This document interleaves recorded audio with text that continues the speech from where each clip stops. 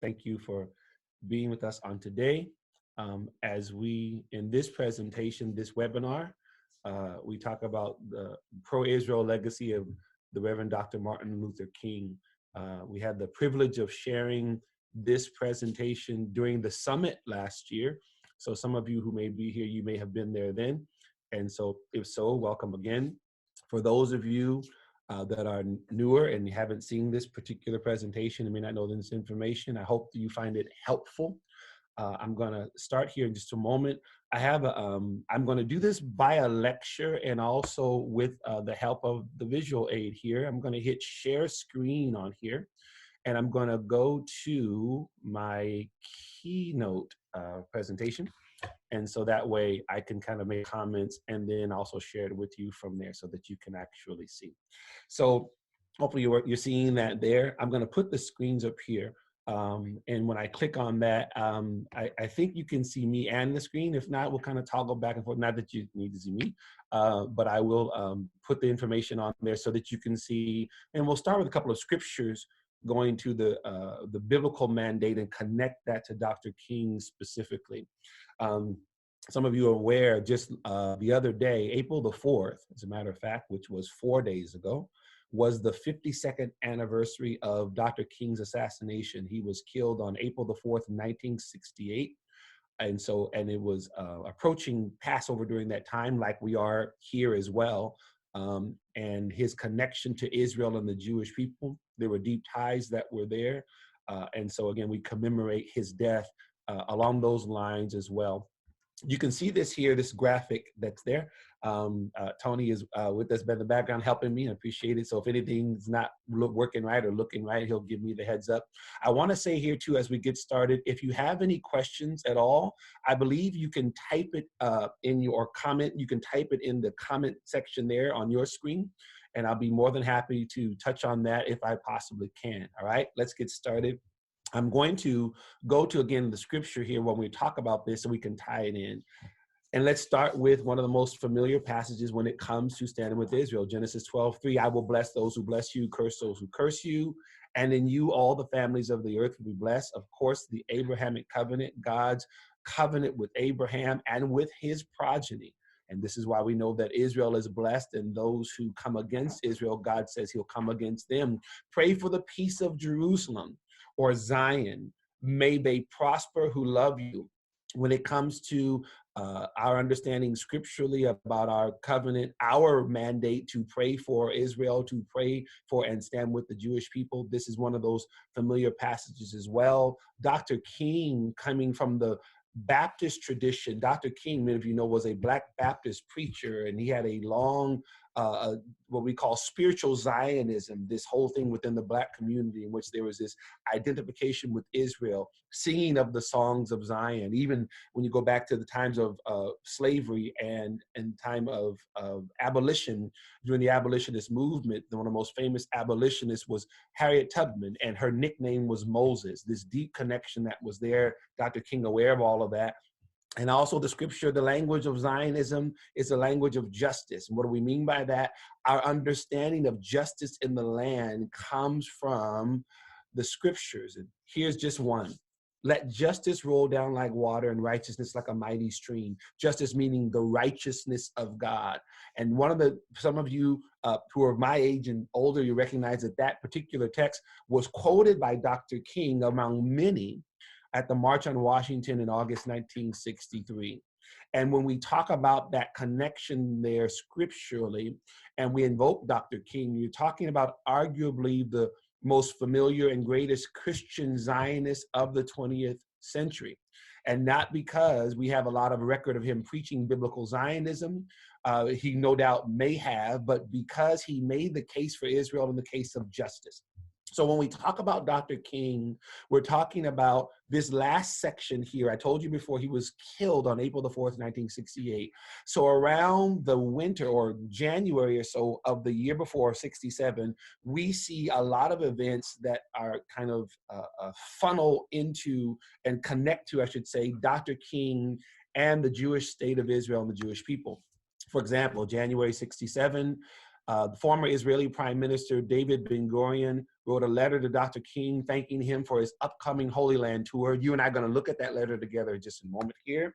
February 67, Dr. King receives the letter. As we kind of jokingly say, there was no email back then, so it was sent from David Ben-Gurion's house or his residence, and then it was sent to Dr. King, and he got it the next month, and you'll see the timestamp on there as well. June 67, just a few short months later, the Six-Day War breaks out between Israel and the Arab world. So this is what actually interrupted Dr. King's Holy Land tour.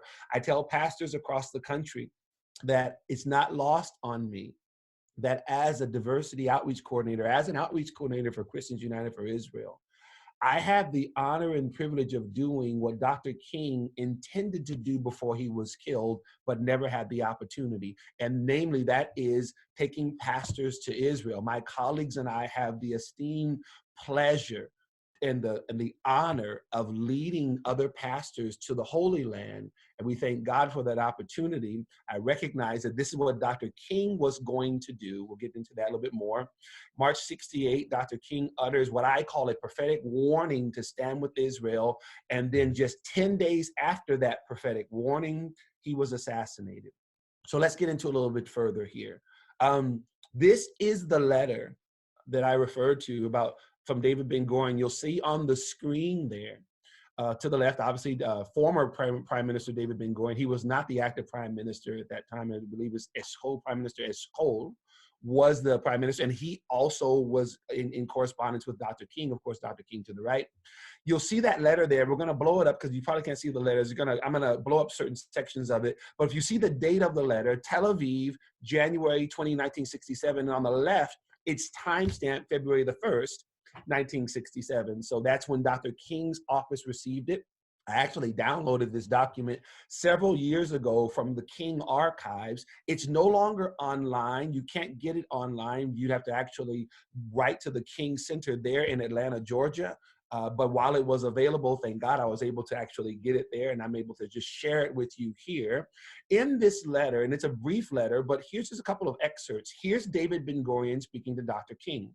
I have learned with great pleasure of your declared intention to lead the first mass pilgrimage of the American Negro community to the Holy Lands of Israel and Jordan this coming November. So now we know that, again, he was not only planning on going to Israel, Dr. King, taking a large group of African-American Christians with him, but he was also planning it for November of 1967. This was already documented. He had been traveling the country, telling people about it, and they had been enrolling in this trip. There's a great deal of excitement.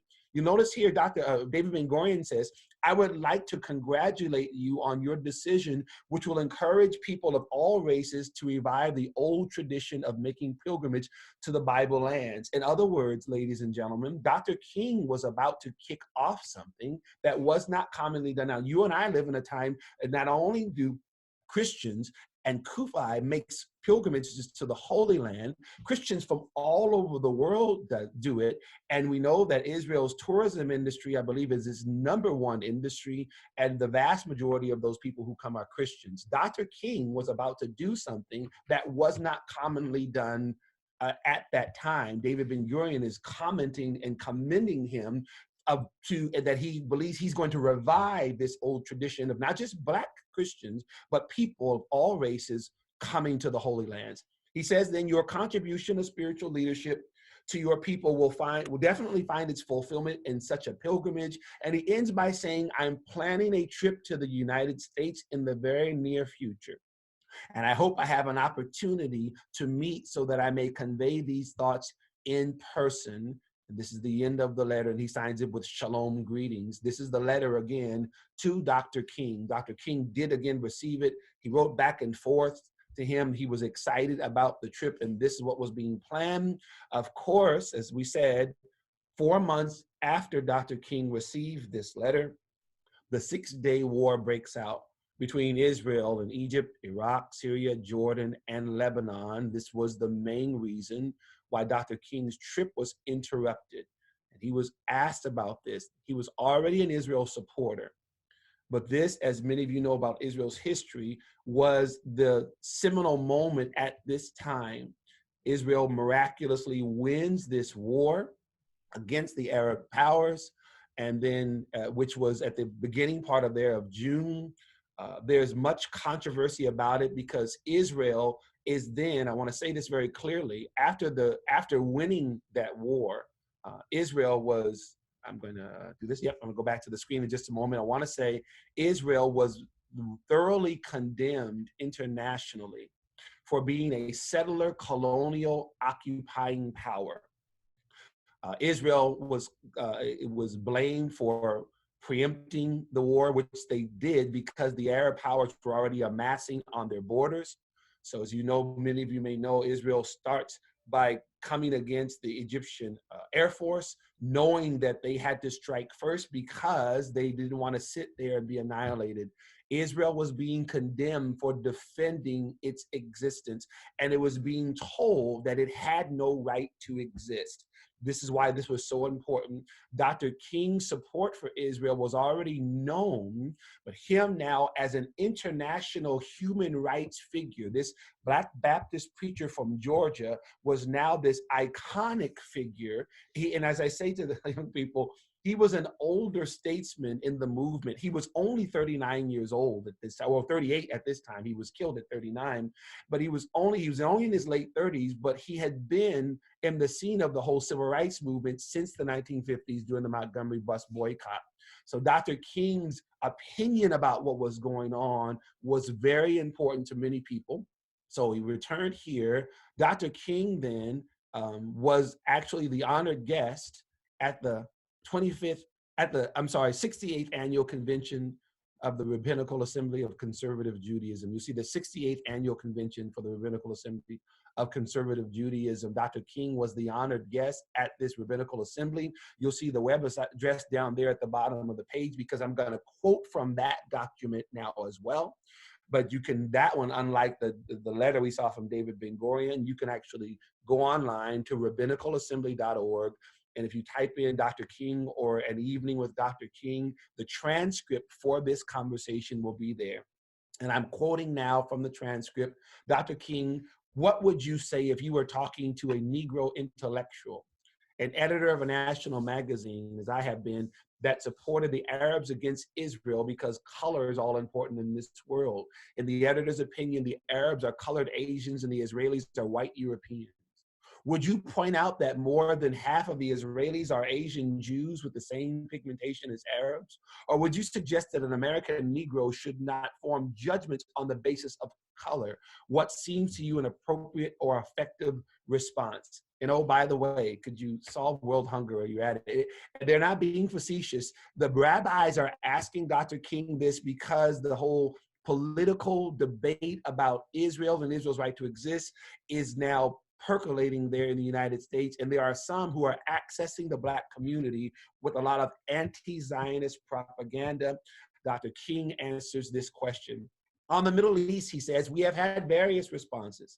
The response of the so-called young militants does not, again, represent the position of the vast majority of Negroes. There are some who are color consumed and they see a kind of mystique in being colored, and anything non-colored is condemned. We do not follow that course in the Southern Christian Leadership Conference, and certainly most of the organizations in the civil rights movement do not follow that course. He echoes his speech from several years earlier in Washington, D.C., not by the color of their skin, but by the content of their character. Dr. King lets the rabbis know, again, he's with an assembly of rabbis. He's having this conversation with these rabbis almost a year after the 1967 war. And as we said, tragically, 10 days before he's actually killed.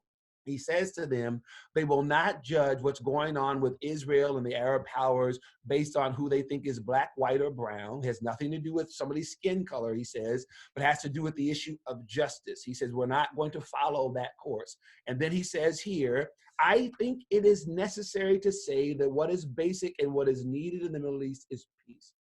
Peace for Israel is one thing. Peace for the Arab side of that world is another thing. Peace for Israel means security, and we must stand with all of our might to protect its right to exist, its territorial integrity. I see Israel, and never mind saying it, as one of the great outposts of democracy in the world and a marvelous example of what can be done, how desert land almost can be transformed into an oasis of brotherhood and democracy. Peace for Israel means security, and that security must be a reality. Ladies and gentlemen, I submit to you his contention that Israel has the right to exist was expressly because internationally Israel was being condemned as having no right to exist. He did not allow himself to be swayed by what was becoming something of a popular political opinion internationally. Dr. King spoke truth to power. The whole world must see that Israel must exist and has a right to exist and is one of the great outposts of democracy in the world. This was controversial when he said it, just as now those of you are advocates for Israel, and if you've ever had the misfortune of running into someone, an ideology that says the opposite, not only do they not want peace, but Israel has no right to exist, that somehow the Jewish state of Israel is the problem. Dr. King spoke to that over 50 years ago. You'll notice in his comment, and as a quick aside, he said the desert land transformed into an oasis of brotherhood and democracy. What he's talking about is literally what the Jewish people have done, with the exception of the remnant that have remained in Israel. The Jewish people are returning to the land. And as you know, many of you who've been there, and if you haven't been there, hopefully you can get to go to Israel very soon. Here, Tel Aviv, for example, of the 1920s, 100 years later, Tel Aviv today. Dr. King was saying that Israel was rising like a phoenix from the ashes, and the Jewish people were transforming an oasis into a desert into an oasis of brotherhood and democracy. He concludes it this way, or will conclude it this way, with this part of his comment. On the other hand, we must see what peace for the Arabs means in a real sense of security on another level. Peace for the Arabs means the kind of economic security that they so desperately need. These nations, as you know, are part of that third world of hunger, of disease, of illiteracy. I think that as long as these conditions exist, there will be tensions. There will be the endless quest to find scapegoats. So there is a need for a Marshall Plan for the Middle East, where we lift up those who are at the bottom of the economic ladder and bring them into the mainstream of economic security. True to his justice ethos, Dr. King speaks both to both sides of the equation. He speaks to the fact that Israel's security is what's priority for Israel and the Jewish people, has the right to exist, has the right to secure borders. And then he turns and pivots and he says, for the Arab population that are indeed suffering disease, that are suffering a lack of education, that are suffering hunger. And again, he's not saying that Arabs are diseased and hungry. That's not what he's saying. He's saying that there's a poverty that's here, that while all these wars are going on and this fighting is happening, something needs to be done internationally. If you notice here, for the Arab people, he says unless there will be the endless quest to find scapegoats. Remember, he's talking to rabbis. He's telling them that unless the world helps the Arabs in this region, they will look at the Jews of having been the problem. They will blame Israel for the poverty and the illiteracy and the lack of medical access there. Many of you may know that as the Jewish people, as we're returning, and their doctors and the scientists were there, and they are immediately helping the Arab population in terms of fighting against viruses and health and nutrition. They are there sharing their knowledge and information that has been happening since the rebirth of the state of Israel. 10 days after those statements, ladies and gentlemen, again, he's gone. April the 4th, 1968. Now, I apologize right at the timing. I'm in my church office here, and not too far from my door and window, there's the leaf blower. Hopefully you can still hear me. He'll be gone in just a moment. I'll talk even louder. Hopefully you can still hear what I'm saying here. So again, Dr. King is taken from us 10 days after this very, very strong stance to stand with Israel and the Jewish people. But the story doesn't end there, because as we talk about his legacy, we can also directly connect it to what happened even after he passes away. This picture here, the gentleman on the left is Bayard Rustin. He was one of Dr. King's main associates in the struggle for justice. He's also the co-founder of an organization called BASIC, Black Americans to Support Israel Committee, in 1975. And of course, the young lady next to him is former Israeli Prime Minister Golda Meir.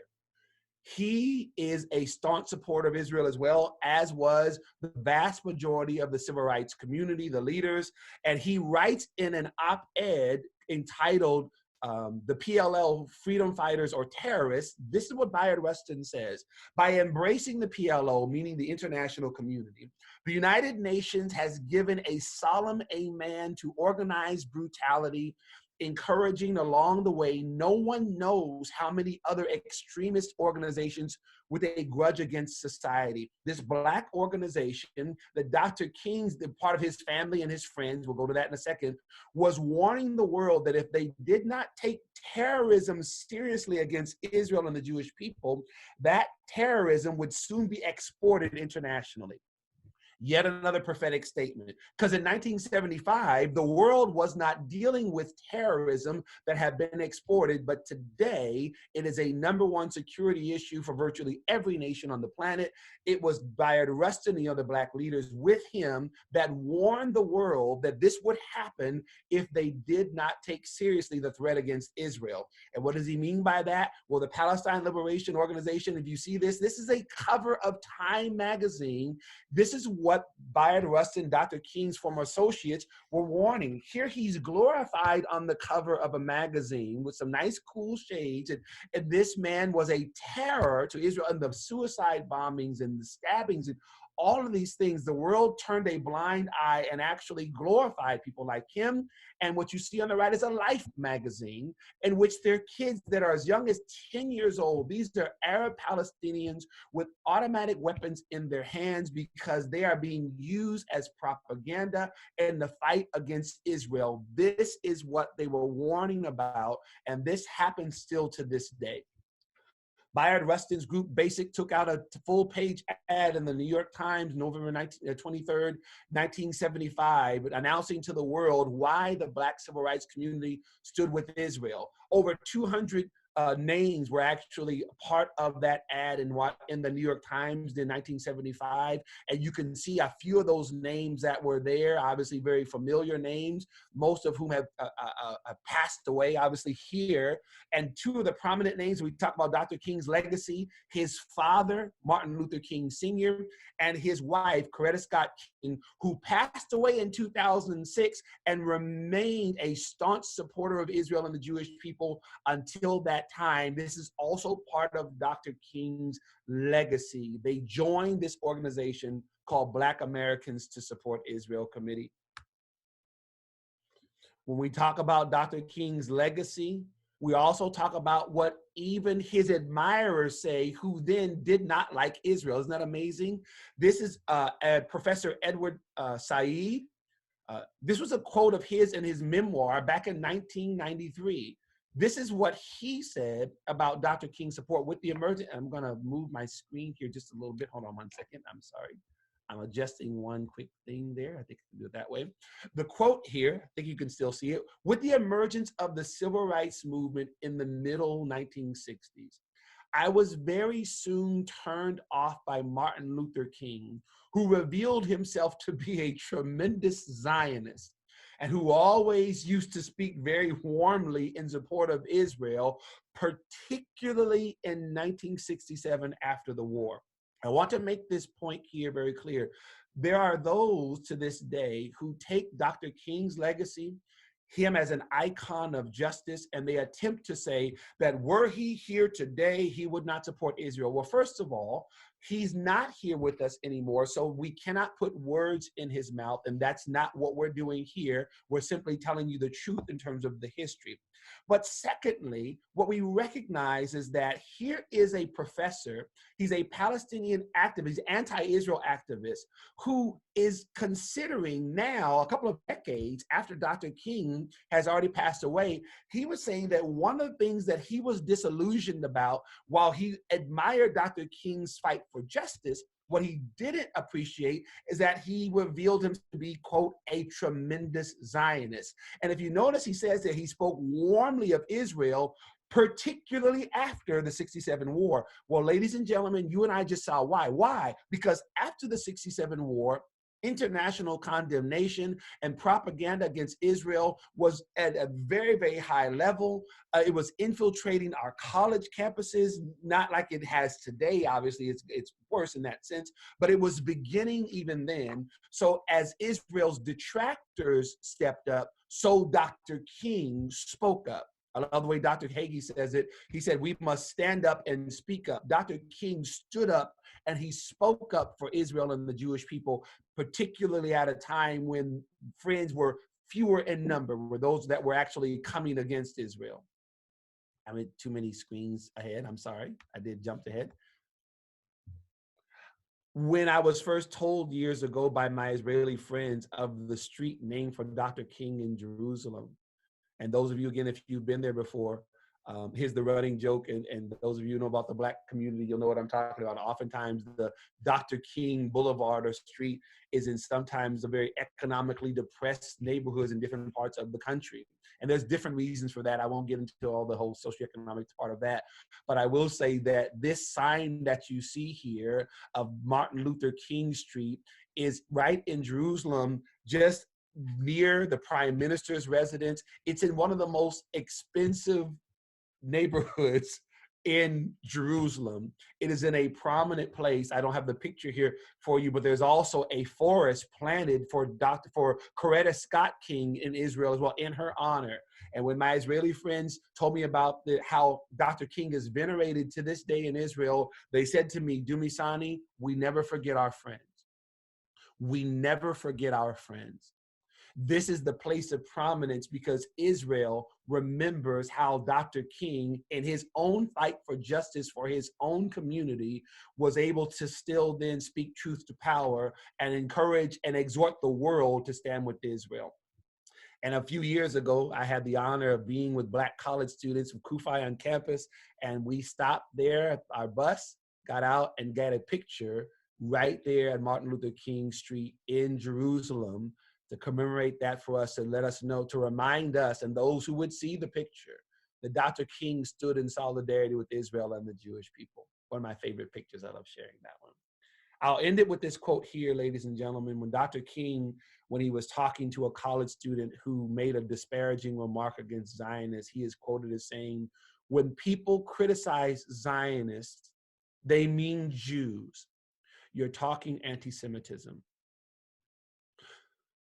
So here, as I concluded for you, when we talk about Dr. King's pro-Israel legacy, we're talking about not just someone who had the biblical mandate as a Christian. Again, we didn't look at that in terms of his sermons he may have preached, but we're talking about, and I just see a typo there, apologize for that. Well, we're talking about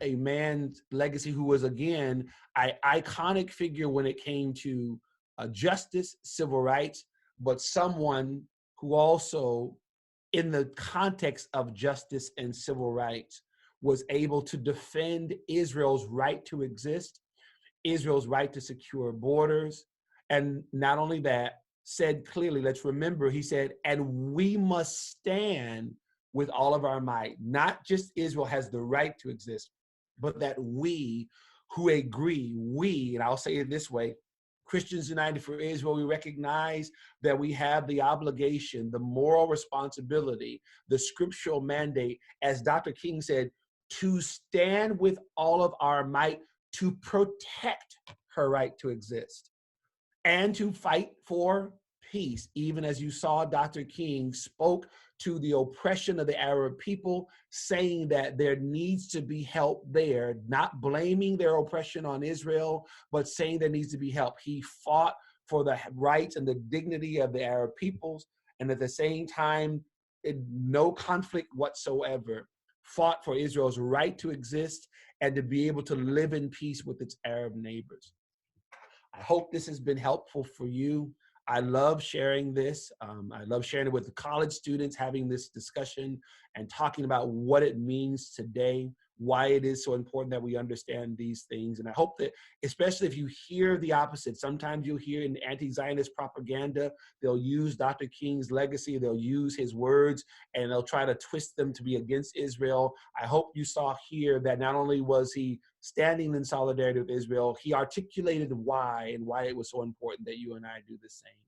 Thank you for joining us here at our virtual CUFI teaching here. God bless each and every one of you. Hope you continue to stay safe with your family. May God release us from this here soon so that we can all have our freedom of movement again and everything, and bring healing to our nation and throughout the world. I see a question here, and I want to make sure I can say something here. Someone has asked here, someone just asked, can I recommend further readings on the subject? There is a book, and I don't remember the title right now, called Shared Dreams. I believe the author is Jewish, and it talks about the civil rights movement, Dr. King, and his relationship with the Jewish community. It doesn't talk a lot about Israel, but that is in there. Ironically, I've written a book. I'm writing one now. That's not a shameless plug. One of the reasons I'm writing one is because in my studying and researching, I found documents and things like I've shared with you all, but I have not found a book that actually chronicles these things and discusses these things. So I started writing one. So I'm doing that now. So I haven't seen one that actually discusses this. Again, I have the privilege of just sharing it with pastors and with students across the country, but what God put on our hearts, put it down in a book form to document it. And so we're actually working on that. But in terms of a book that discusses this here, we don't have that here. Someone's asking about that. They know we have Zionism in the Black church. I share that with pastors. I will be able to share it in more information later on. As a matter of fact, the first year that it was out several years ago, we had a few copies and we brought them and we sold them in the bookstore at CUFI at the Summit. We were able to do that there. And this next one, God Say the Same, is finished here. The revision of it will be done in the fall. We're working on that now. And so we'll try to make sure we make that available to you all right? Thank you so much too. I look forward to sharing it with you and getting this information out so that people can have it in their head. Okay, so someone had just mentioned on here about the Never Again Education Act. There may have been a mix-up on there, Mr. Lewis.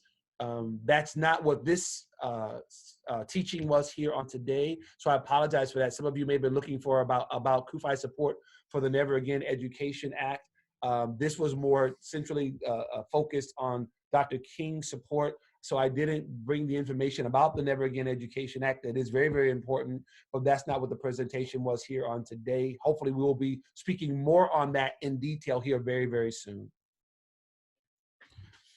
Thank you so much, everyone. We appreciate you joining us. God bless you. You all take care.